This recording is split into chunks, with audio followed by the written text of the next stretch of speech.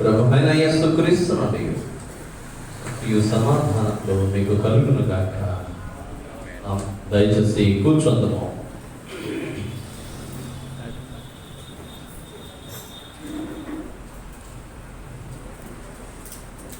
ప్రభువునందు ప్రియమైనటువంటి దేవుని వారులారా,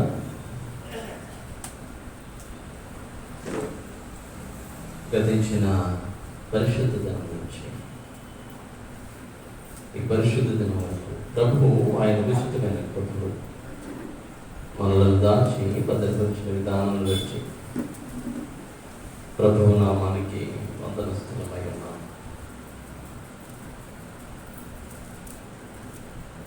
అపోస్తలుడైన పౌలు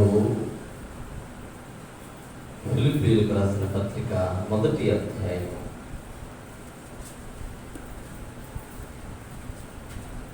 6వ వచనము దయచేసి గమనించండి.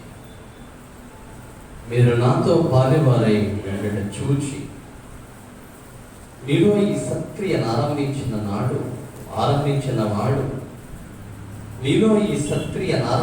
వాడు యేసుక్రీస్తు దినము వరకు దానిని కొనసాగించునని రూఢిగా నమ్ముచున్నాను. కనుక మీ అందరి నిమిత్తము నేను చేయు ప్రతి ప్రార్థనలో ఎల్లప్పుడూ సంతోషముతో ప్రార్థన చేయొచ్చు. నేను మిమ్మల్ని జ్ఞాపకం చేసుకున్నప్పుడెల్లను నా దేవునికి కృతజ్ఞతాస్తుతులు చెల్లించుచున్నాను. ప్రార్థన చేసుకుందాం. మమ్మల్ని అతిమిక్కిలిగా ప్రేమించిన మా ప్రియుడ, మా అద్వితీయ సత్యదేవ, మీ ఘన శ్రేష్టమైన నామానికి వందనాలు. ప్రభువు, ఇంతవరకు మిమ్మల్ని స్తుతించి ఆరాధించుటకు కృప చూపించారు. ఈ సమయంలో నీ వాక్యం మేము ధ్యానించడానికి ఇష్టపడుతూ ఉన్నాం, ఆశపడుతూ ఉన్నాం.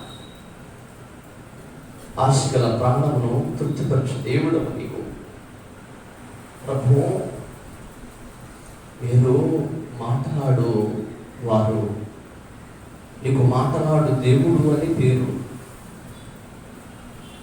ఈ సమయంలో నీ బిడ్డలతో మీరు సూటిగా మాట్లాడండి. ఎవరు ఎలాంటి పరాకాష్ఠలో ఉన్నారో నీకు తెలుసు. వారి హృదయాన్ని ఎరిగి వారితో మీరు మాట్లాడండి. నీ సమాధానమును వారి పొందుకొనడం నీవు మాట్లాడి బ్రతికించు. నీ మాటను విని చెవి గ్రహించు మనస్సును ఇచ్చు.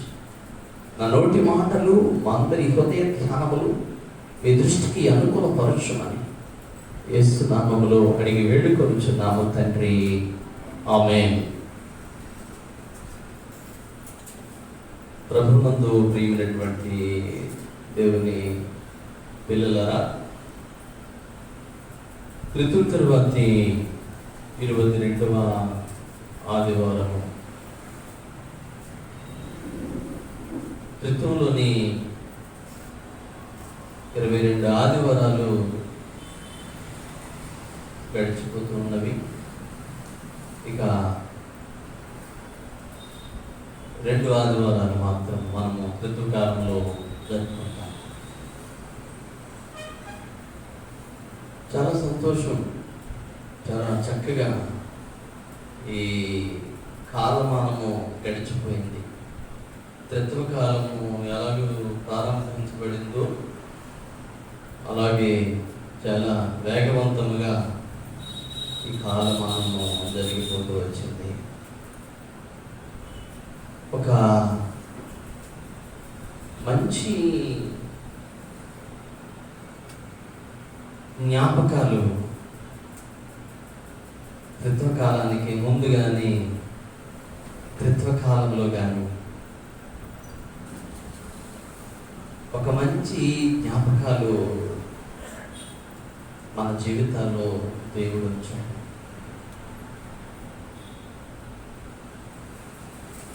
మీ అందరికీ తెలుసు, ఫ్రాన్స్ దేశపు రాజు లూయిస్ ప్రభు. లూయిస్ రాజ్యానికి రాజుగా రాకముందర చాలా మంది శత్రువులు ఉండేవారట.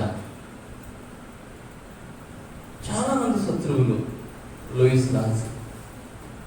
సరే, అనుకున్న రీతిగానే లూయిస్ రాజ్యానికి రాజు అయ్యాడు, ఫ్రాన్స్ దేశపు చక్రవర్తి అయ్యాడు. ఇతనికి ఎంతమంది అయితే శత్రువులు ఉన్నారో వారందరూ దేశాన్ని విడిచి పారిపోయారు. ఎందుకు అంటే లూయిస్ మనల్ని చంపేస్తాడు, ఇక మన ఆటలు సాగవు అని దేశం వదిలి పారిపోయారు. వారికి ఒక భయము ఏంటి అంటే, తెలిసిన విషయం ఏమిటి అంటే, రాజదర్బారులో రాజు శత్రువులందరి లిస్టు ఉంది కాబట్టి వీళ్ళందరినీ రాజుగారు గ్యాలం వేసి వలేసి పట్టడానికి సిద్ధంగా ఉన్నారు అనే మాట ఎప్పుడైతే వీరికి వినబడిందో వీరు పారిపోయారు. తర్వాత రాజుగారికి తెలిసింది వీళ్ళందరూ బయటకు పారిపోయారని. అప్పుడు రాజుగారు ఒక విషయాన్ని అనౌన్స్ చేశారు.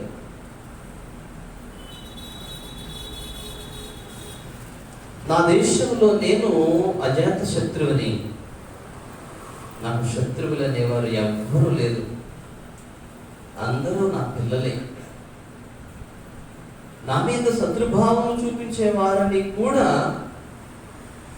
నేను క్షమించాను, వారితో మిత్రత్వం కోరుకుంటున్నాను. నేను ప్రభువునైనంత మాత్రాన నా వలన వారికి ఏ భయమో వాటిల్లదు అని అనౌన్స్ చేశారు. సరే, ఎలాగూ వాళ్ళని మర్చిపోయారండి అని ఒక పెద్ద ఆయన అడిగారు లూయిస్ని. అప్పుడు లూయిస్ అంటాడు, నా శత్రువులు జాబితా లిస్ట్ ఇది చూడండి, నా ప్రతి శత్రువు పేరు పక్కన ఉన్నటువంటి సింబల్ చూడండి అన్నారు. ప్రతి శత్రువు పేరు పక్కన ఒక సింబల్ ఉంది. ఏంటది అనగా క్రీస్తు యొక్క నల్ల సిలువ. క్రీస్తు ప్రభు వారి యొక్క నల్ల సిలువను ప్రతి శత్రువు పేరు పక్కన పెట్టాడు ఆయన. ఇదిగో క్రీస్తు నా కొరకు కలువరి సిలువలో కార్చినటువంటి రక్తము నాకు క్షమను, నాకు నీతి న్యాయాలను ఇచ్చింది. దానిని చూచి నా శత్రువులను నేను మర్చిపోయాను. నా శత్రువుల యొక్క శత్రు సహితమైనటువంటి విధ్వంసాలను నేను మర్చిపోయాను. కాబట్టి వారి మీద క్రీస్తు నా మీద ఎలాగైతే క్షమ ప్రేమ నాకు అనుగ్రహించారో, నేను కూడా వాళ్ళ మీద క్షమ ప్రేమ కోరుకుంటున్నాను. ఒక మంచి జ్ఞాపకం. ఫిలిప్పీ సంఘానికి పౌలు మహాశయుడు రాస్తాడు, నేను మిమ్మల్ని జ్ఞాపకము చేసుకున్నప్పుడు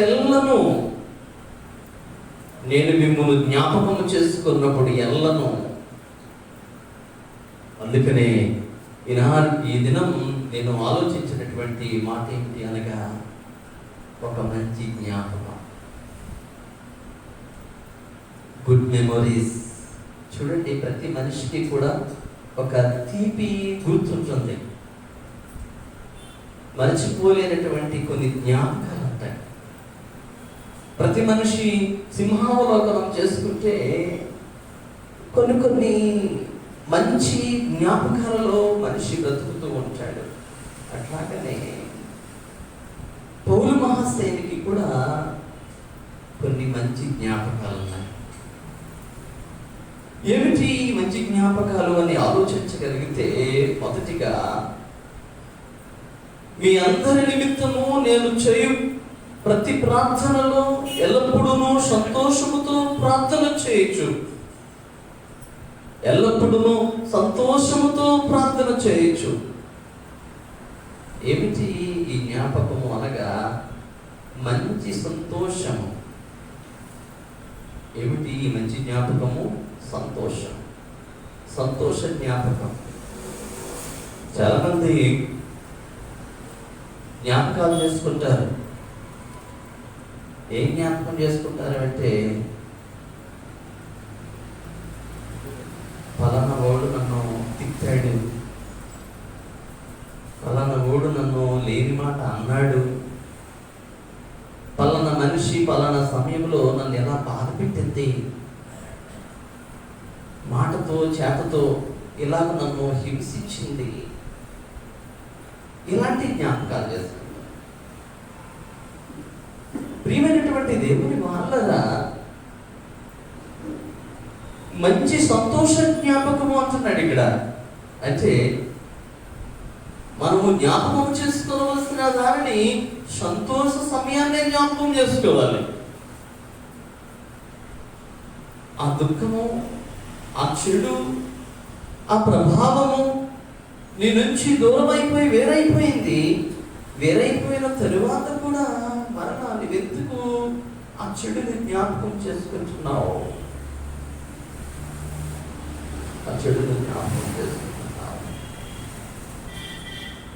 సంతోషాన్ని జ్ఞాపకం చేసుకో. ఈ పత్రిక పౌలు మహాశయుడు ఎక్కడుండి రాస్తున్నాడు అనగా, చెరసాలలో ఉండి రాస్తున్నాడు. ఈ పత్రికకు ఉన్నటువంటి పేరేమిటి అనగా సంతోష పత్రిక. ఫిలిప్పీ పత్రికకు సంతోష పత్రిక అనే పేరు. ఎందుకు అంటే ఇది ఇంచుమించు 16 సార్లు ఈ యొక్క ఫిలిప్పీ పత్రికలో సంతోషము అనే దాని గురించి మహాశయుడు వివరిస్తూ ఉన్నాడు. ఈ సంతోషము ఎక్కడి నుండి జ్ఞాపకం చేసుకుంటున్నాడు అనగా, చెరసాలలో దుఃఖభరితమైనటువంటి పరిస్థితులలో ఉండగా ఈయన జ్ఞాపకం చేసుకుంటూ ఉన్నాడు. అయితే సంతోషము అనేది మనిషికి ఎప్పుడు వస్తుంది? సంతోషం అనేది మనిషికి ఎప్పుడు వస్తుంది? ఈ ప్రారంభంలో అంటాడు, మీరు నాతో పాలివారై ఉండుట చూచి మీలో ఈ సత్క్రియను ఆరంభించిన వాడు, మీరు నాతో పాలివారై. గ్రీకులోను హీబ్రూలోను దీనికి వాడినటువంటి భాష, దీనికి వాడినటువంటి అర్థం ఏంటి అనగా పాలిభాగస్థులు, నాతో సమానముగా. ఇది ఒక బెటాలియన్, ఇది ఒక టీమ్, ఇది ఒక గ్రూప్. ఏ గ్రూప్ ఇది అనగా మిషనరీ గ్రూప్. ఇది ఒక పౌలు, ఒక శీల, ఒక తిమోతి, ఇలాగా ఇది ఒక మిషనరీ గ్రూపు. ఈ గ్రూపు ఒక ప్రాముఖ్యమైనటువంటి పని మీద బయలుదేరారు. ఏమిటి ఈ ప్రాముఖ్యమైన పని అనగా సత్క్రియ, సత్కార్యము. సత్కార్యము అనగా క్రీస్తు యొక్క శుభ సందేశమును అనేక మందికి పంచిపెట్టడానికి. ఒక దేశము అనక, ఒక ప్రాంతము అనక, ఒక ఖండము అనక, ఆయా స్థలాలలో ఈ శుభవార్తను అందించడానికి ఈ మిషనరీలు ప్రయాణమై వెళుతూ ఉన్నారు. వీరు ఆసియా ఖండం నుంచి బయలుదేరి ఐరోపాకి వెళ్ళారు. ఐరోపాలో మొట్టమొదటి మిషనరీలు వెళ్ళు. పౌలు తన రెండవ మిషనరీ ప్రయాణంలో ఈ మాసిదోనియా ముఖ్య పట్టణమైనటువంటి ఈ ప్రాంతంలో ఆయన తన సువార్తను అందిస్తూ ఉన్నాడు. సరే, ఏమిటి సత్క్రియ అనగా క్రీస్తు ప్రేమను క్రీస్తు నీతిని కొరింథీ సంఘానికి పౌలు మహాశయుడు తన 2వ పత్రికలో 5వ అధ్యాయంలో 17వ వచనంలో రాస్తాడు. కొరింథీ సంఘానికి తన 2వ పత్రిక 5వ అధ్యాయము 17వ వచనం చదువుదాము. కాగా ఎవడైనను క్రీస్తునందున్న ఎడల వాడు నూతన సృష్టి. ఏమిటి ఈ సత్క్రియ అనగా? నూతన సృష్టిని చేయాలి. నూతన సృష్టిని చేయాలి. రోమపత్రిక గారు మాట్లాడుతాడు 8వ అధ్యాయంలో. ఏమంటాడంటే, దేవుని కుమారుని రాక కొరకు సృష్టి మూలుగుచు ఆపేక్షతో ఎదురు చూచుచున్నది. దేవుని కుమారుని రాక ఈ సృష్టిని సృష్టించినప్పుడు దేవుడు ఎలాగో సృష్టించాడు అనగా చాలా మంచిదిగా సృష్టించాడు. చాలా మంచిది సృష్టి. ఇలాంటి మంచి సృష్టి ఏమైపోయింది అనగా హ్యూమన్ హ్యాండ్ వల్ల ఇది మూలుగుతూ ఉంది. ఈ సృష్టి, ఈ విశ్వం ఇది మూలుగుతూ ఉంది. ఎందుకు అనగా మనిషి యొక్క కార్యాచరణ సరైనదిగా లేని కారణం చేత, ఆ కారణం చేత దైవ కుమారుని రాక, దేవుని పిల్లల యొక్క ఉనికి కొనసాగడం కొరకు. కాబట్టి యేసుక్రీస్తు ప్రభువారు యూదయ, సమరయ, గలిలయ ప్రాంతములో ఆయన పరిచర్యను అందిస్తూ ఉన్నప్పుడు, ప్రయాసపడి భారం మోసుకొనుచున్న సమస్తమైన వారలారా నా యొద్దకు రండి, మీకు విశ్రాంతి కలుగజేస్తాను. అట్లా ఆయన పరిచర్యలో ఆయన సువార్త ఎవరైతే విని ఆయన హక్కున చేరుతున్నారో వాళ్ళు ఎలా మారిపోతున్నారు అనగా నూతన సృష్టిగా మారిపోతున్నారు. నూతన సృష్టిగా మారిపోతున్నారు. బాప్తిజం తీసుకుని రక్షణానుభవములో జీవిస్తూ ఉన్నటువంటి నీవు కూడా ఎవరు అనగా నూతన సృష్టి. దేవుని యొక్క సక్రియ నీలో మొలిచింది. దేవుని యొక్క మంచి కార్యాచరణ నీవు చేయడానికి సన్నద్ధురాలు అయ్యావు. కాబట్టి నీలో క్రీస్తు ప్రేమ, క్రీస్తు నీతి, క్రీస్తు దయాసము నీలో పుష్కలముగా ఉన్నవి. ఎందుకు అనగా నీవు నూతన సృష్టిలో భాగాన్ని అయిపోయావు. నూతన సృష్టిగా మారిపోయావు. పరలోక రాజ్యం ఎక్కడున్నది అని చెప్పేసి ఒక దినాన్ని ప్రభువుని అడిగితే ప్రభు అంటారు, పరలోక రాజ్యము మీ మధ్యనే ఉన్నది. పరలోక రాజ్యము మీ మధ్యనే ఉన్నది. నిజమే. ఎక్కడ సమాధానం ఉంటే అది పరలోక రాజ్యమే. ఏ కుటుంబంలో సమాధానము ఉంటే అది పరలోక రాజ్యమే. నేను ఒక దినాన ఒక ఆయన ఇంటికి వెళ్ళాను. ఆయన చక్కగా మైమరిచిపోయి ఇలా ఇలా ఇలా ఇలా ఊగుతూ వింటున్నారు పాటలు. ఏంటి అంటే ఆయన ఇంట్లో ఏముంది, హోమ్ థియేటర్ ఉంది. 4 వైపుల నుంచి చక్కటి సంగీతం వస్తూ ఉంది. చక్కగా ఆ పాటల్లో మైమరిచిపోయి క్రీస్తుని ఆరాధిస్తున్నాడు ఆయన. అది సమాధానం, నెమ్మదితో కూడినటువంటి. మరొక దినాన మరొక ఇంటికి వెళ్ళాను. మరొక ఇంటికి వెళితే ఒక ఆయన ఈ 2 డ్యాన్స్ చేస్తున్నాడు. ఇంట్లో డ్యాన్స్ చేస్తున్నాడు ఆయన. ఏంటంటే బాబు అంత ఆహ్లాదకరంగా మీరు ఒక్కలే ఎంజాయ్ చేస్తున్నారు, ఇలాగే ఉండి ఒకసారి నేను వింటాను అన్న. వద్దండి దగ్గర వద్దండి, ఇలాగే ఇవ్వండి నాకు ఇలా పెట్టుకున్నాను. అబ్బబ్బబ్బబ్బబ్బ భయంకరమైనటువంటి డిస్టర్బెన్స్ అండి. అదేదో సంగీతం అంట, ఏ వెస్ట్రన్ స్టైల్ అండి. డ్యాన్స్ చేస్తాడు. ఎవరు ఏదో ఆనందం అంటారు కదా, ఎవరి ఆనందం వాళ్ళు, ఎవరు వాళ్ళ మట్టుకే అది. వాళ్ళ మట్టుకే దాన్ని ప్రతిబింబించుకుంటారు. అది ఎవరికి ఉపయోగపడదు, వాళ్ళ మట్టుకు మాత్రమే. సంతోషము సమాధానము ఎక్కడుంటుంది ఇది అనగా క్రీస్తు కుటుంబంలో ఉంటుంది. రక్షణానుభవం ఎరిగినటువంటి హృదయంలో ఉంటుంది. రక్షణానుభవం మారుమరుగుపోతూ ఉన్నటువంటి ఆ సమాజంలో ఉంటుంది. అది క్రీస్తు నీతి, అది క్రీస్తు యొక్క ప్రేమ. పౌలు మహాశయుడు ఈ పత్రికను రాస్తూ ఉండగా చెరసాలలో ఉండి వాళ్ళను జ్ఞాపకం చేసుకుంటూ ఉన్నాడు.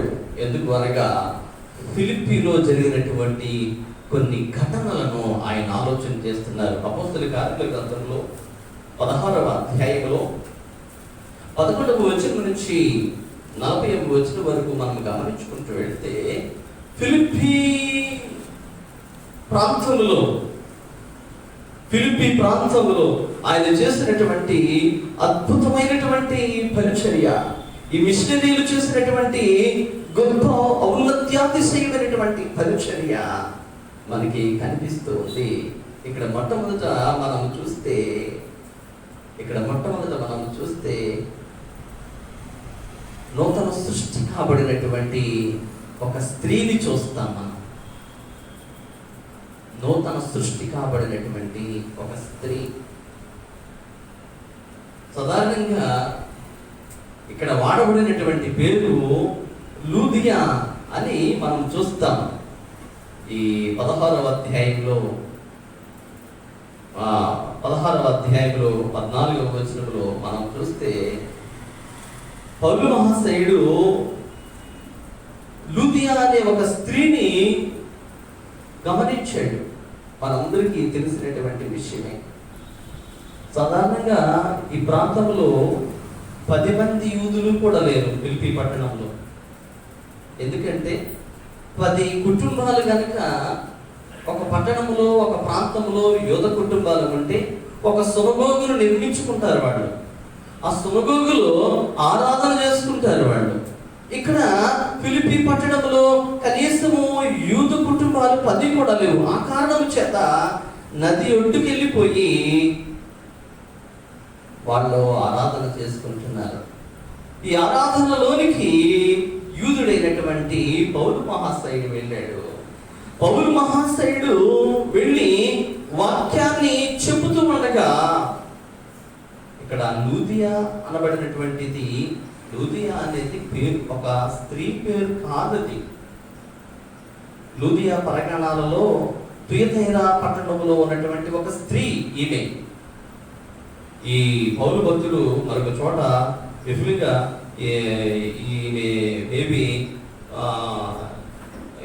ఈమె పేరు వేరే అయి ఉండొచ్చు అని చెప్పేసి ఈ రాస్తూ ఉంటాడు. ఏదేమైనప్పటికీ లూదియా పరగణాలలో పౌలు వాక్యాన్ని వినిపిస్తూ ఉండగా వాక్యం విన్నటువంటి ఒక స్త్రీ, ఆ స్త్రీ లూదియా పరగణాలకన్నిటికీ కూడా ముఖదర్శిగా, జవాబుదారిగా ఉన్నటువంటి ఒక స్త్రీ ఈమె. ఆ లూదియా పరగణాలలో మొట్టమొదటిగా ఈమె మార్పు చెందింది. మరొక చోట యువోదియా సుంటికే అని రాస్తా ఉంటాడు పౌలు. యువోదియా సుంటికేలో ఒక స్త్రీ ఈమె, లూదియా అనబడినటువంటి స్త్రీ. కానీ ఆ ప్రాంతంలో ఇక ఈమెను లూదియా అని సంబోధిస్తూ ఉంటారు. ఈవిడ అతిశయం చూడండి, ఈవిడ ఎంత గొప్పదో చూడండి. ఈమె ఏం చేస్తారు? ఈమె తుయతైర పట్టణంలో యోధా రంగు పొడిని అమ్ముకుంటుంది. యోధా రంగు పొడిని అనుకుంటుంది. మనం అనుకుంటాము యోధా రంగు పొడి అమ్ముకుంటుందంటే ఏదో కూరగాయలు, చేపలు అన్నట్టు అమ్ముకుంటుందేమో అని అనుకోవచ్చు. నేను అనుకుంటాను అలాగా. మీరందరూ తెలివైన వాళ్ళు, చదువుకున్న వాళ్ళు కాబట్టి మీరు అనుకోరు, మీకు తెలుసు కాబట్టి నేను చెప్పుకుంటున్నాను. నేను అలాగ అనుకుంటున్నాను. ఒకవేళ నెత్తి మీద ఈ బుట్ట పెట్టుకుని యోధారంగపొడి అమ్ముకుంటుందేమో అని నేను అనుకుంటున్నాను. కానీ ఈమె ఎంత గొప్పదో తెలుసా?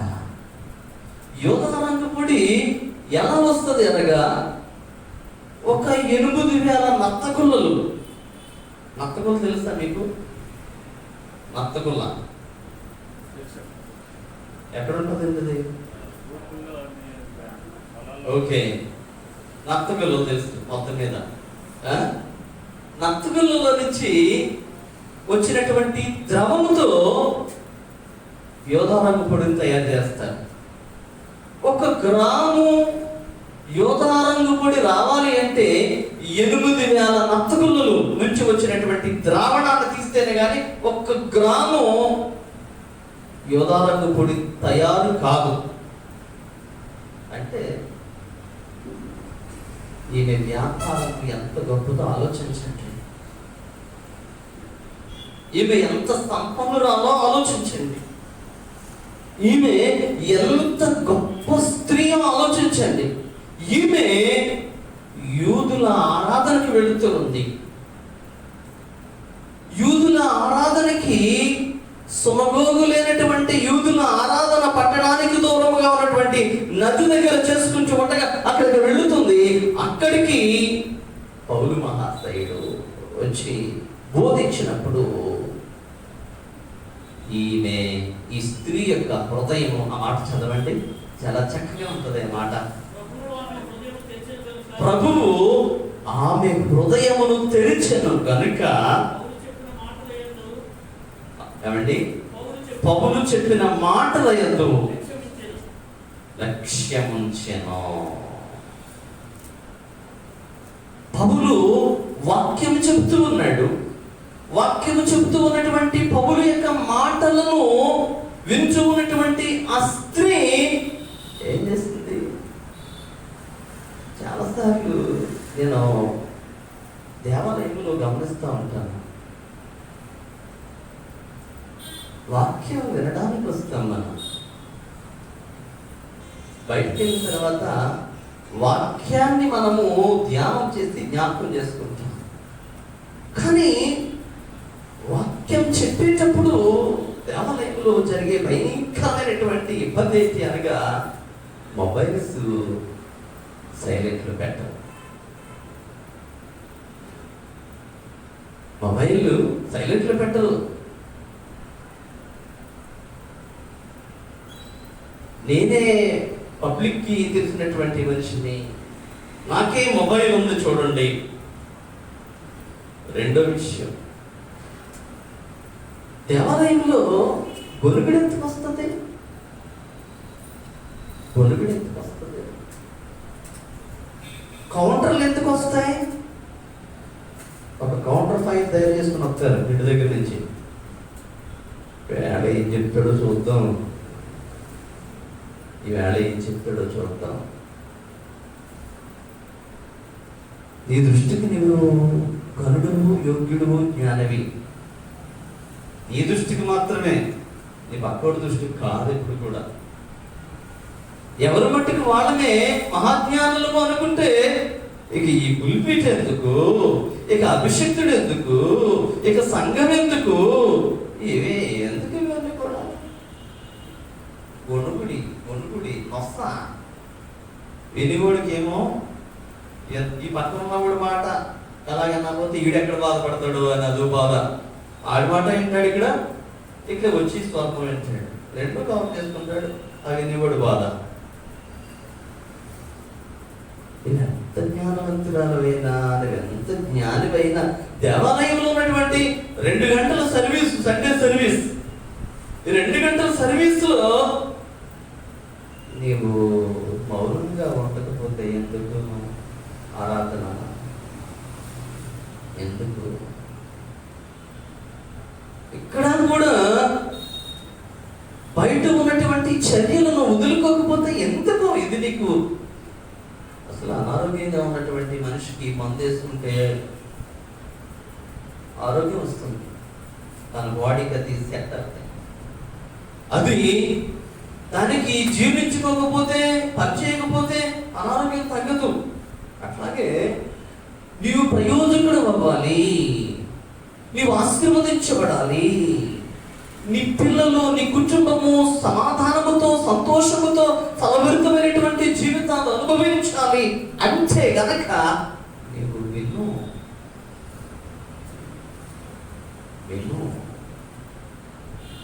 వినుట అనేది చాలా యోగ్యమైన పని. వినడంలో ఉన్నటువంటి జ్ఞానము చెప్పడంలో లేదు. వినడంలో ఉన్న జ్ఞానము చెప్పడంలో లేదు. లూదియా వించు ఉంది. వించు ఉన్నటువంటి లూదియా హృదయము తెరవబడింది. వించు ఉన్నటువంటి లూదియా హృదయము తెరవబడింది. ఒకరు కాదు, ఇద్దరు కాదు, ఎంతో మంది పెద్ద పెద్ద ప్రఖ్యాత దైవజనుల గురించి మాట్లాడుకుంటూ ఉంటాం. వాళ్ళందరూ ఏదో ఒక సభలో, ఏదో ఒక కూడికలో దేవుని వాక్యం విని ఎక్కడ దాకా ఎందుకు ఈ సౌలుని సౌలా సౌలా నీవేలాగూ నన్ను హింసించుచున్నావు అనే ఒక్క మాటకు సౌలు జీవితం మొత్తము క్రీస్తు పాదాల దగ్గర పడిపోయింది. వినడం ఎప్పుడు నేర్చుకుంటారు? ఏ చేతిలోనే ఉంది. 104 టెంపరేచర్ జ్వరం ఉంది. 104 టెంపరేచర్ జ్వరం ఉంది. ఆ లోపల ఆ బీరువాలోనో లేకపోతే ఆ మందుల సెల్ఫ్లోనో దానికి కావలసినటువంటి పారాసిటమాల్ ట్యాబ్లెట్ ఉంది. ఆ పారాసిటమాల్ ట్యాబ్లెట్ అదేం చేస్తుందిలే అని దాన్ని వదిలేసి మీరు ఎంతసేపు, ఎంత టైం, ఎంతకాలం అలాగుంటే ఆ 104 టెంపరేచర్ అలాగే ఉంటుంది. ఇంకా ఎక్కువైపోయి ఇంకా అనర్థానికి దారితీస్తుంది. అలా కాదు, నాకు జ్వరం ఉన్నది అని ఆ ట్యాబ్లెట్ తీసుకుని ఎప్పుడైతే నీ నోట్లో వేసుకుంటావో ఉపశమనం దొరుకుతుంది. మందు నీ చేతిలోనే ఉంది. దేవుడు ఇప్పుడు నీతో మాట్లాడితేనే ఉన్నాడు. నీవు ఆశీర్వదించబడడానికి, నీవు దీవించబడడానికి, నీవు ఆయుర్వేదిక బలములతో ఉండడానికి, ఆయన నిన్ను చూడడానికి సిద్ధముగా ఉన్నాడు. దాన్ని నీవు యూటిలైజ్ చేసుకోకపోతే ఎలా? లూదియా తన హృదయము దేవునికి ఇచ్చింది. ఇవ్వబడినటువంటి లూదియా హృదయము తెరవబడింది. తెరవబడినటువంటి లూదియా వెంటనే తన ఇంటి వారు, తన ఇంటిలో పని మనుషులు ఉన్నారు, ఎవరున్నారు, అందరూ కలిసి, తన ఇంటిలో ఉన్న వారందరూ కలిసి విశ్వసించి బాప్తిస్మం తీసుకున్నారు. సక్రియ. కాబట్టి చెరసాల్లో ఉన్నటువంటి పౌలు దీనిని జ్ఞాపకం చేసుకుంటూ సంతోషిస్తూ ఉన్నాడు. ఒక మంచి సంతోష జ్ఞాపకం. రెండో విషయాన్ని జ్ఞాపకం చేసి నేను ముగిస్తాను. రెండో విషయాన్ని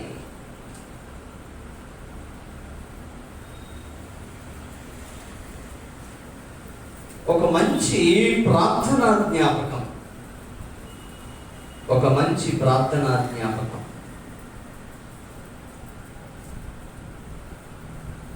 సాధారణంగా ఒక మాట విరివిగా వాడుతూ ఉంటాను. చేసినా చేయకపోయినా నేను మీకోసం ప్రార్థన చేస్తున్నామండి. నాకు ఎందుకు ఆ మాట చెప్పే వాళ్ళందరినీ నమ్మబుద్ధి కాదు. చెప్పేవాళ్ళందరినీ నమ్మను. ఎక్కడో ఫోన్ చేస్తూ ఉంటారు, ప్రార్థన చేస్తున్నామండి అంటూ ఉంటారు. నా కోసం ప్రార్థన చేస్తావా? ఇంట్లో నువ్వు మోకరించి పని కట్టుకుని నా కోసం నువ్వు ప్రార్థన చేస్తావా? నీకోసమే నువ్వు ప్రార్థన చేసుకోవు. నా వ్యక్తిగత జీవితంలో నేను చూసినప్పుడు నా కోసం నువ్వు ఎప్పుడు ప్రార్థన చేస్తావా? ఓ మంచి ప్రార్థన జ్ఞాపకం. స్వాతికుడైనటువంటి లూకా 18వ అధ్యాయంలో జ్ఞాపకం చేస్తా ఉంటాడు. 13వ వచనంలో ఒక మంచి మాట ఉంటుంది. అయితే సుంకరి దూరముగా నిలుచుండి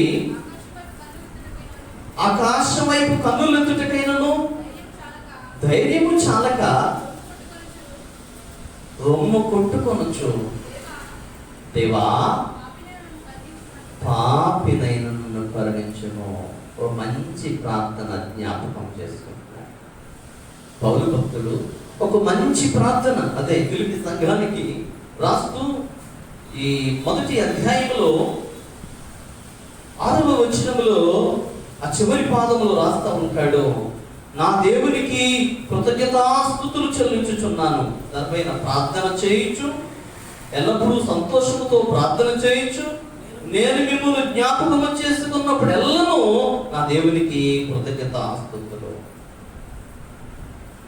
నా దేవునికి కృతజ్ఞతాస్తుతులు. ఓ మంచి ప్రార్థన. ఇదే ఫిలిప్పీ పట్టణంలో ఇంకా ఎదరికి వెళితే పుతోను అనే చిన్నది దయ్యం పట్టింది.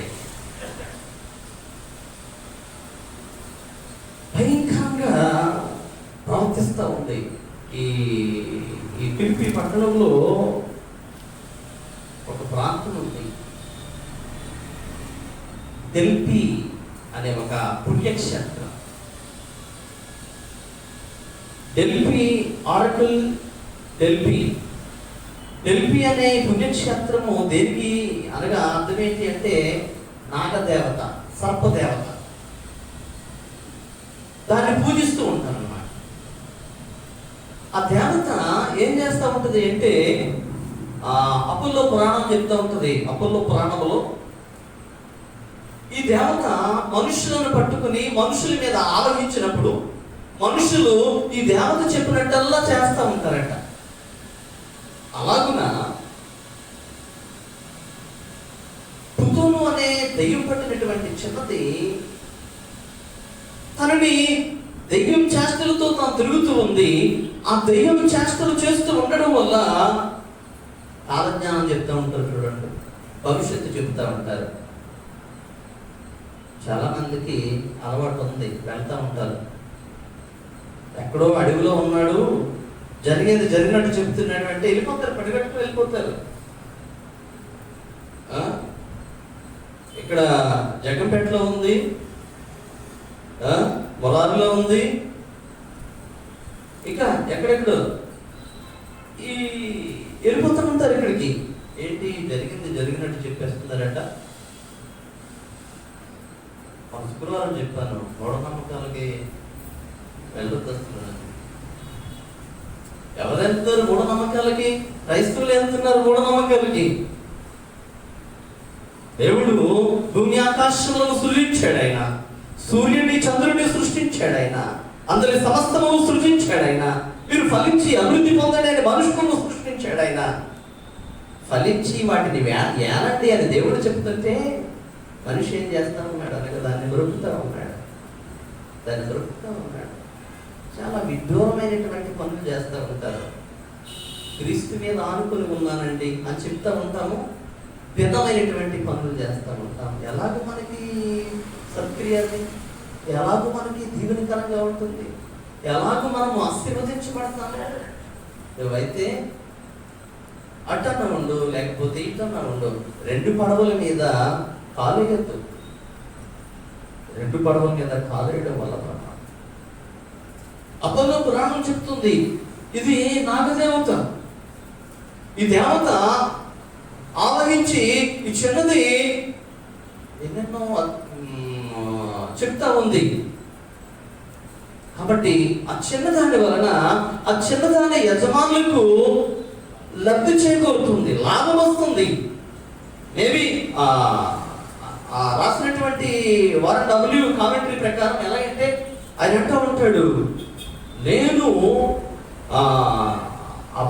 ఆ యజమానులు అనేవాళ్ళు ఎవరు అంటే ఈ చిన్నదాన్ని పనికి పెట్టుకున్నటువంటి యజమానుడు, యజమాని భార్య, యజమానులు అనమాట ఈ చిన్నదానికి.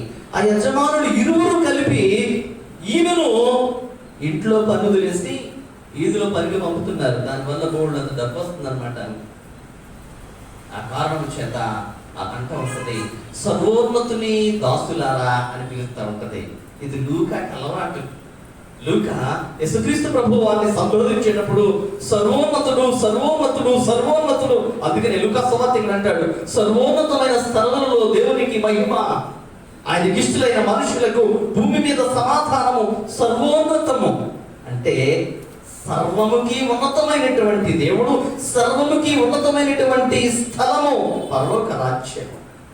అట్లాంటి సర్వోన్నతుని దాస్తులారా అని పిలుస్తూ ఉంటుంది. ఈ కుతూహల దెయ్యం పట్టింది.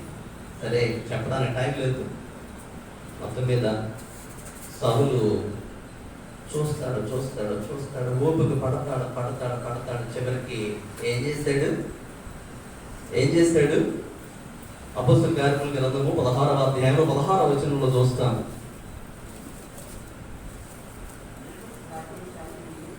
ఆహా 16 కాదు, కుతూహల దెయ్యం పట్టింది. గర్తిస్తాడు పౌలు. ఎన్నో వచ్చినామా? 18వ వచనం చదువు.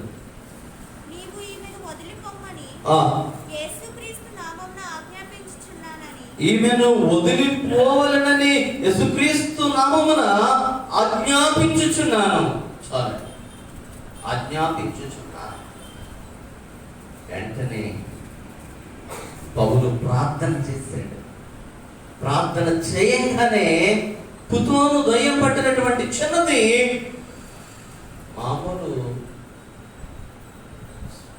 మామూలు బాలికగా ఉంది.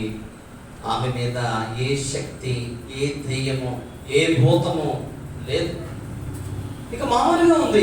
ఆ కారణం చేత ఈమె యజమానురాలు ఏం చేస్తా ఉన్నారనగా దేవుని దాసుల మీద కంప్లైంట్ చేస్తున్నారు. ఎందుకంటే ఆ లాభ ప్రాప్తి పడిపోయింది. చెరసాలలో పెంచి భయంకరంగా బెత్తలతో కొట్టారండి. భయంకరంగా రక్తాలు కారిపోతూ ఉన్నవి. పౌలు యొక్క దేహ వీపు మీద, శీల యొక్క వీపు మీద, ఇద్దరు వీపులు చెత్తకొట్టారు. ఎక్కడికక్కడ తూట్ల కింద కొంచెం గుద్దారు వాళ్ళని. చివరికి చీకటి చెరసాల్లో పెట్టి వారి కాళ్ళకు బొండ వేసి బిగించిరి. 2 కాళ్ళు దూరంగా జరిపి 2 కొయ్యలు పెట్టి 2 కొయ్యల మధ్యలో 2 కాళ్ళు తాళం వేసేసి వెళ్ళిపోయారు. చూడండి, న్యాయస్థానంలో పెట్టారు. దొమ్మిగా జనమందరూ వచ్చారు, వాళ్ళ మీద పడుతున్నారు. న్యాయ నిర్ణేతలు శిక్ష అమలు చేశారు. అది సరిపోక చీకటి శరసాల్లో కాళ్ళు వాపులు వచ్చేసి నడవలేని పరిస్థితుల్లో, లేవలేని పరిస్థితుల్లో, కనీసం చూడండి, చెరసాల్లో ఉండే మనుషులు చాలా చెప్పుకుంటాం కానీ చాలా మీ అందరికీ తెలుసు. స్టువర్ట్పురం సుధాకర్ అని ఆయన సాక్షి విని ఉంటారు. స్టువర్ట్పురం సుధాకర్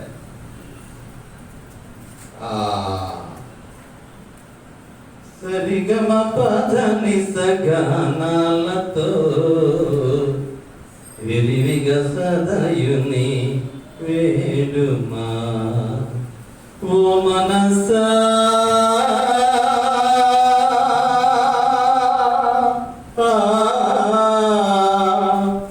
ఓ మనసా విరివిగ సదయుని వేడుమా విరివిగ సదయుని వేడుమా సరిగమ పదని సగానాలతో విరివిగ సదయుని వేడుమా.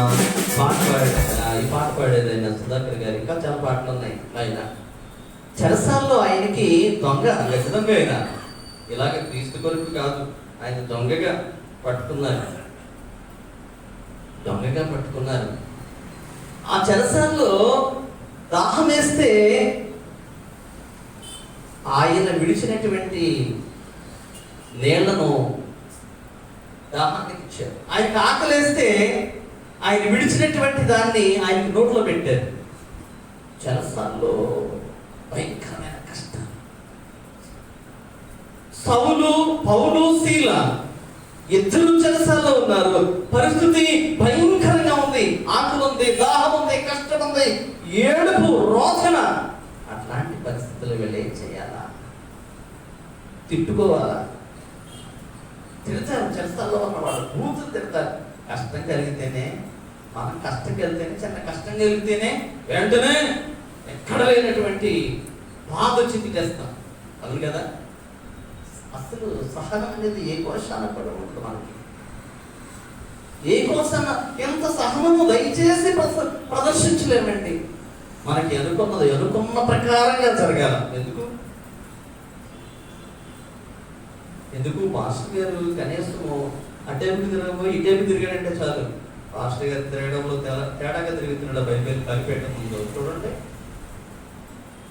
మాస్టర్ గారు మైకు పట్టుకోవడం చేత కావడం లేదంట. చాలా పేర్లు పెడుతూ ఉంటాం. సహనం లేదు. మెయిన్ ఏంటంటే మనకు సహనం లేదు, ఓర్చుకోలేము. ఒక్కసారి సంగీపతి గారికి నేను ఆరాధన చేయమన్నాను. నేను క్లుప్తారాధన చేయమన్నాను. సంగీపతి గారిని క్లుప్తారాధన చేయమని ఇచ్చేసాను. ప్రోగ్రామ్ ఇచ్చేస్తే నేను కూర్చున్నాను.